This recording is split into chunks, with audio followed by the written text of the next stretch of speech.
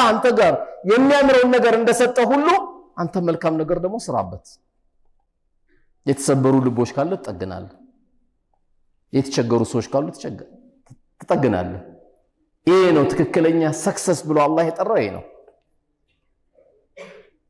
ይሄ ሰክሰስ የተባለው ትክክለኛ ታድሏል ለቀቀበት ብለን እንደምናረጋው አንድም ሰው ትክክለኛ የሚያጓጓ ነገር የተነገረው ሰክሰስፉል ነው ብንለው በቃ አሁን ቢላል ኮቴን ጀነቱ ሰማው ሲሉ ረሱል አለይሂ ሰላቱ ወሰለም ሰለዋቱላሂ ወሰላሙ ዐለይሂ ያጓጓል በዱንያ ላይ አራቱ ጀነት የተመሰከረላቸው ሴቶች ተብሎ እናታችን አሲያ አላህ ስራውን እንደድላትና መርየም አላህ ስራውን እንደድላትና ፋጢማ አላህ ስራውን እንደድላትና እናታችን ኸዲጃ ዲነን እስላምን ለዚያ በቃች እናታችን ኸዲጃ ሲባል እነዚህ ሰክሰስ ናቸው በጣም በሚገርም ሁኔታ ጎበዝ ነጋዴ ነበሩ የሚገርም ብር ቆጥረዋሉ እሮባቸውም ደግሞ እሳት ሳይቀጣጠል ቤታቸው ደግሞ ለወራት ቆይተዋሉ ግን ሰክሰስፉል ነበሩ በሆነ ሰዓት ጥሩ ነበሩ በጥሩ ነገራቸው ገንዘባቸውን ሰጠዋሉ የሌሉ ሰላት ጀግኖች ናቸው በቤተሰብ ግንኙነት ጀግኖች ናቸው የጀነት ሙሽራ አላህ ያደረጋቸው ያሳለፉት ስራ ተቀማጭ ስላላቸው እንኳን የአላህ ጀነት ይቀርና አንድ ሰው በዱንያ ላይ እንኳን ኤምባሲ አካባቢ መቆም አይቻልም አይደል በዱንያ አላህ ያሳያችሁ በዱንያ ለ30 ደቂቃ አንድ በጣም የሰፈሩ አዝገራሚ ቤት ነው የሚባል ሰውዬ ጋር ብትቆም ለምንድን ነው የቆመው ተብሎ ፖሊስ ሊደወልብህ ይችላል የአላህ ጀነት ዝም ብሎ ይገባል ዝም ብሎ የሚወረስ ነው ውድናት ከአላህ ጀነት አርዱሃ ከአርድ السماء والارض ያለ ከሰማይ እስከ መሬት ስፋት የሆነበት እየተባለ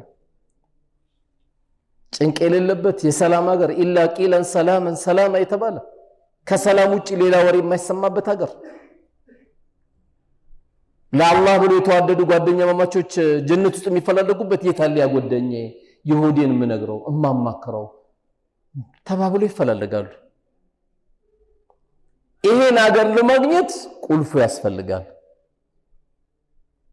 ራሳችንም ቁልፉን ነው ቁልፉን እንዴት እንፈልገው የቱ ጋር እናገኘው ቁልፉ አንድ መስመር ናት በአንድ መስመር ውስጥ ግን ብዙ አስገራሚ ነገሮች አሉ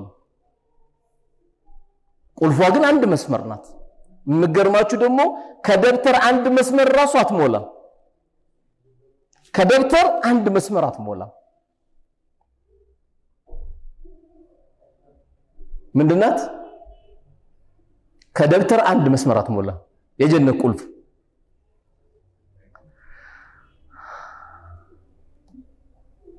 አሁን በነግራችሁ እኮ ትበሳጫላችሁ ልንገራችሁ እንዴ لا اله الا الله انا تبشر لا اله لا اله الا الله لا معبود بحق الا الله እችን ብቻ ውስጥ ሁሉ የምታደርገው እችን ብቻ የጀነት ቁልፍ የሚያገኝ ሰው ካለ ከአላህ በስተቀር በእውነት የሚገዙት ጌታ የለም ብሎ በልቡ ማመን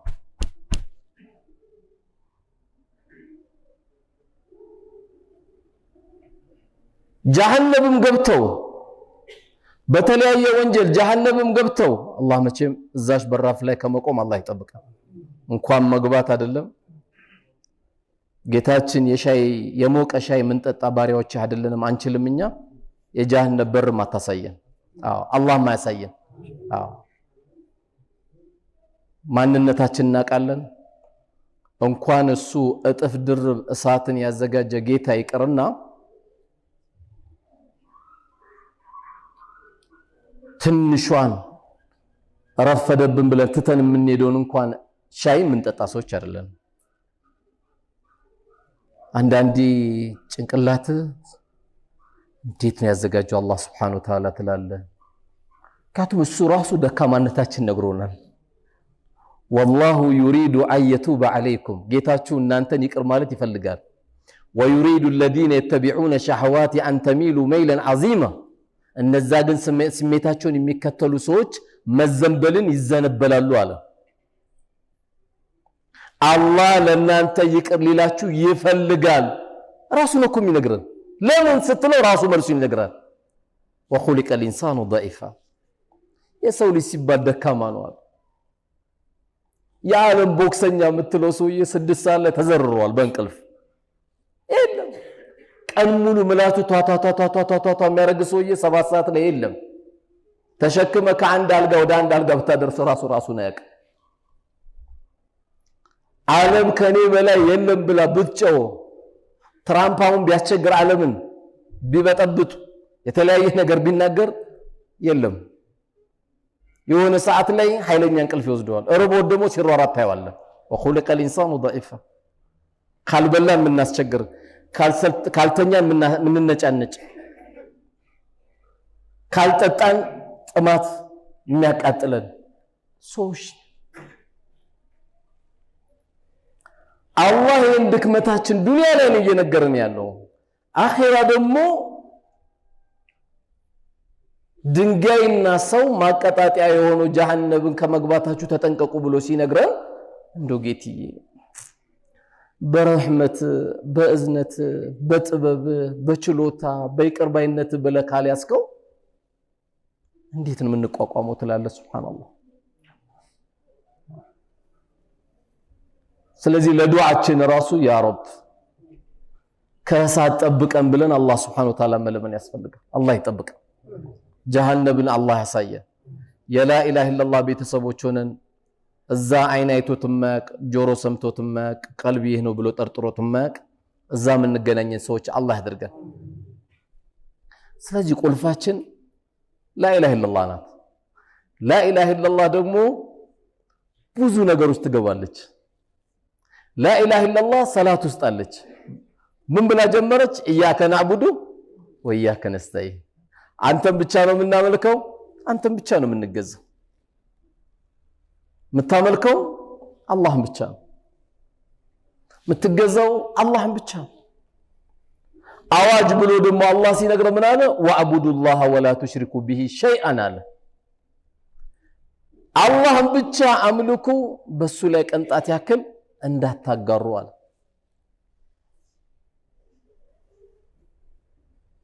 ولقد اوحي اليك والى الذين من قبلك كانت بستفيتم بانتم ላይ ወህይ አውርደናል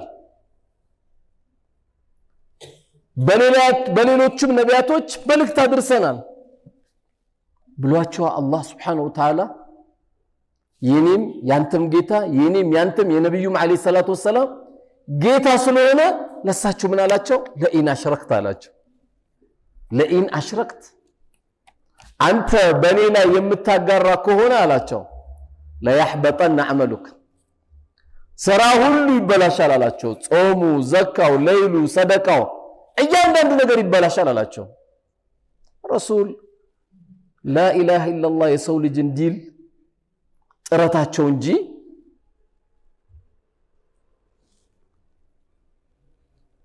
ሌላ ነገር በመገዛት ታሪክም የላቸው ማሽረፈል ኸልቅ ሲያስተላልፉ ከነበሩት ምንድነው ቁሉ ላ ኢላሃ ኢላላህ ተፍሊሁን ላ ኢላሃ ኢላላህ በሉ ነጃት ወጣላችሁ ነበር ሲያስተላልፉ የነበሩት እሳቸው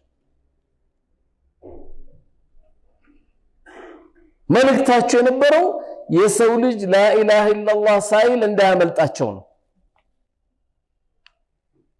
እኛ አንዳንድ ሰው ሲሞት ምን አባቱ እንኳን ሞተ እንደምንለው አልነበሩም እሳቸው ላ ኢላሃ ኢላላህ ሳይልልኝ አመለጠኝ ብሎ ነበር የሚያዝኑት የነበረው አመለጠኝ አንድ ሰው ያለቅሱ ነበር ያዝኑ ነበር ላ ኢላሃ ኢላላህ ሳይልልኝ የጀነት ቁልፍ ሳይዝ ሄደብኝ ብለው ያዝኑ ነበር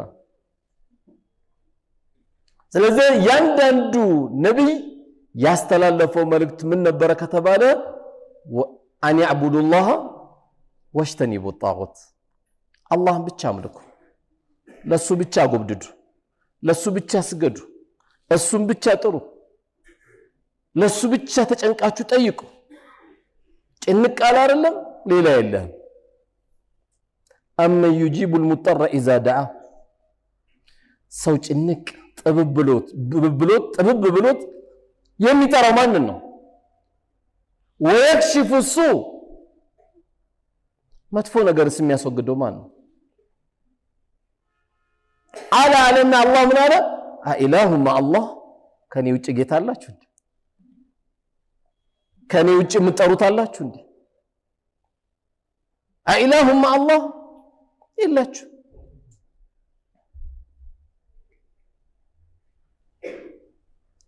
የቀብርን ሰው የሚለምን ሸኾች ብሎ የሚለምን የጋረደም ካለ ጋርዶ የሚጠይቀውም ካለ ይለምን፣ አይሰሙህም፣ አይሰጡህም፣ አይከለክሉህም።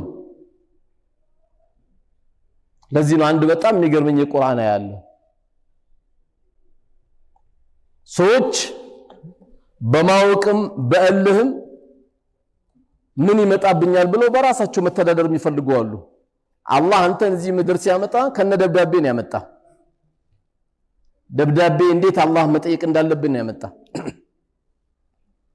ሁሉ ጊዜ አዲስ የሚሆን ያው ቁርአን መቼም አሁን ይሄ ሲቀራው በራሱ ድምጽ አዲስ ነው። የሆነ ኡስታዛችን ሲፈስረው አዲስ ነው። የሆነ ሰው ሲፈስር ሁሉ አዲስ ነው የሚሆንበት። ይሄን ቁርአን ያላቀውም ነበር እንዴ ትላለህ አንዳንዴ። ከአላህ ውጭ ያሉትን አካል አላህ ምን ብሎ ነገረን? በጣም የሚገርም ነው። ይሄን ኢንተዱኡሁም አጂብ ኢንተዱኡሁም ብትጠሯቸው ላ يسمعوا ዱዓአኩም ጥሪያችሁን አይሰሟችሁም። ወለው ሰሚዑ አይገደለም ይሰማሉ ካላችሁ መስተጃቡ ለኩም መርሐባ ምን ቸገረ ልጅ ነው እንደኛ እንስተ ሀብት ነው እንደኛ እንስተ ይላል። ለራሱ ስሙን የለውም እኛ እንስተ የሚል ሰው አለ። ለራስ አትይዝም እንዴ? አሁን መኪናውን ጀባ ብለናል ይላል። ለራሱ ትግዙ መጀመሪያ። ለራሱ መኪና የለውም የመኪና ቁልፍ ይዞ ያቀም እኔ ሰጥቻለሁ ላንተ ይላል። ለምን ሰጣለ? መጀመሪያ ለነፍስ ነው እንጂ ለታላቁ ወንድም ሄደ ስጠው። ኢንተዱሁም ላ يسمعوا ዱዓኩም አጂብ። በዚህ በ21ኛው ክፍለ ዘመን አንዳንዴ ሞባይሉን ስትከፍተው የሚገርሙ ሰዎች ታያቸዋለህ። አይ የቀብር ሰዎች እኮ ይሰማሉ፣ አይ አይሰሙም ብሎ ጭቅጭቅ ደግሞ ይፈጠራል። ይሰማሉ እንዴት አይሰሙም ትላለህ? አይ ምን አስጨነቀ እንዴ? ከደም ስራችሁ ትቦ የቀረብኩ ነኝ አላህ ካለ ምን ያደርግልሃል? አላህ አንተን ለመስማት ጥርጣሬ አለው ወይ? ጥርጣሬ አለ እኮ ያንተ። ከደም ስራችሁ ትቦ ቅርብ ነኝ ሚን ሐብሊል ወሪድ ነው ያለው። ከደም ስራችሁ ትቦ ለኛ እኮ ለኔና ላንተ ሩቅ ነው። ለምን እንዲህ ብለን እንኳን አናየው። ከዚህ ከደም ስራችሁ ትቦ እኔ ቅርብ ነኝ ይልኩ አላህ። መሽለመክ መጨቀጨከው ጨቅጫቃ ባሪያ ወዳለው ይላል አላህ። መጨቀጨከው ገና ለዱዓ እኮ ዝግጁ አይደለንም። አሰላሙ አለይኩም ወራህመቱላህ አሰላሙ አለይኩም ወራህመቱላህ ወደ ጫማችን ነው የምንሮጠው። እንኳን ዱዓ አስተግፍሩላህ እንኳን ይያልን አይደለም።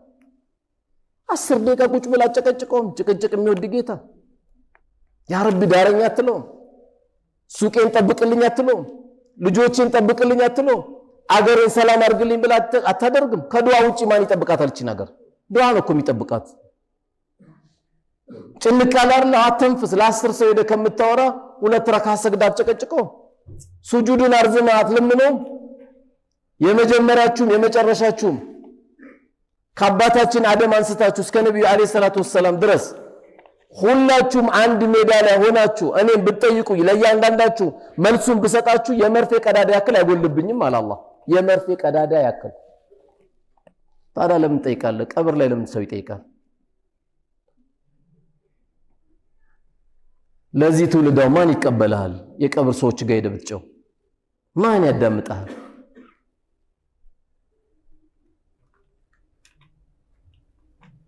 ይሄ ትውልድ የሚፈልገው ነፍሱን የሚከተል ወጣት ካልሆነ በስተቀር መረጃ ነው የሚፈልገው። መረጃ ማስረጃ። በጩኸት በፍጹም እዛች ጋር ሄደህ ብትለምናቸው ሸኻችን ልጅ ይሰጣል ይላል። ልጅ እንዲሰጥ መጀመሪያ አግባ። ዱዓው ራሱ አንዳንዱ ግራ ገብቶታል። ይመጣና ኡስታዝ ዱዓ አድርግልኝ ይላል። ምን ሆነ ስትለው አላህ ልጅ እንዲሰጠኝ ይላል። ስትጠይቀው ለካ ኒካ አላሰረም።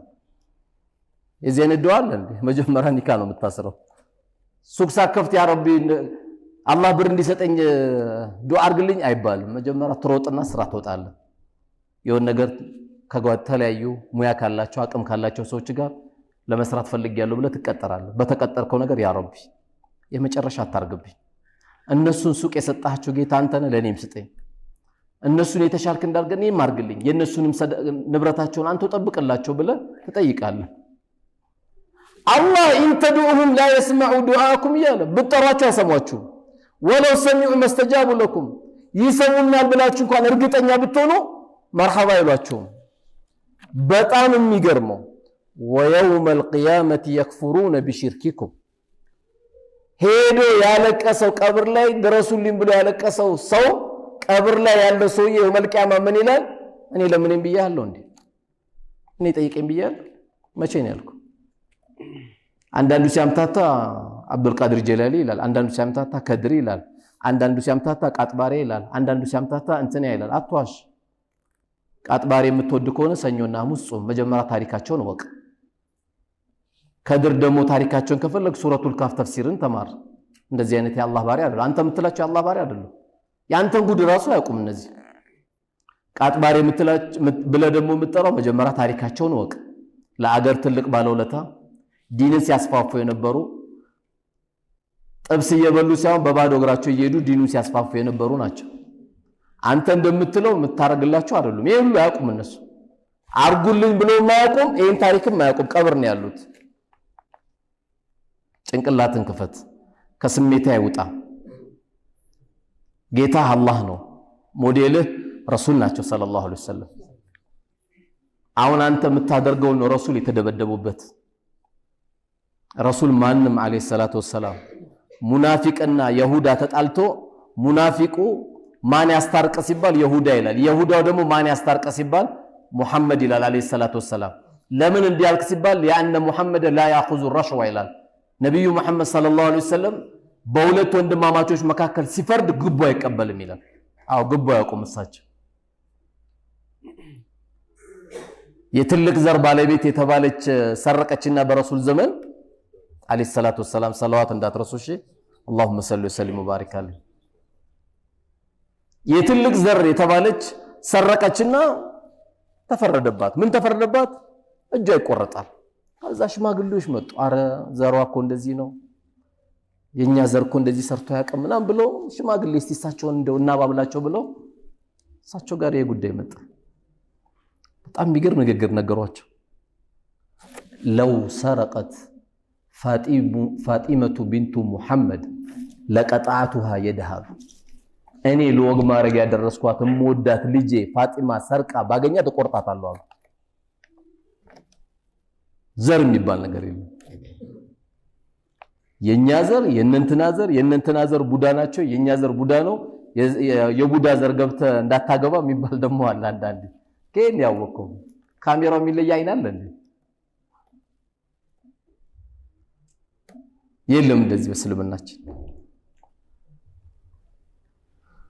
ስለዚህ ቀብር ላይ ያለም ቤቱ ጋር ደም የሚቀመጥ ሰው ካለ እነዚህ ሁሉ አይሰሙም።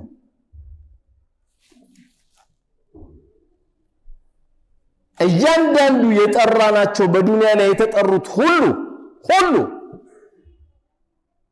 የተጠሩት ሁሉ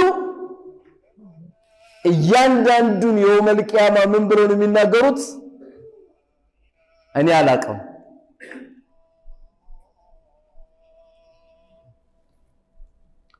ይህን ዜና እኔ አላቅም። ሐታ ኢሳ አለይሂ ሰላም ኢየሱስ እኮ አላህ ሱብሓነሁ ወተዓላ ነገ የውመል ቂያማ እኮ ይጠይቀዋል።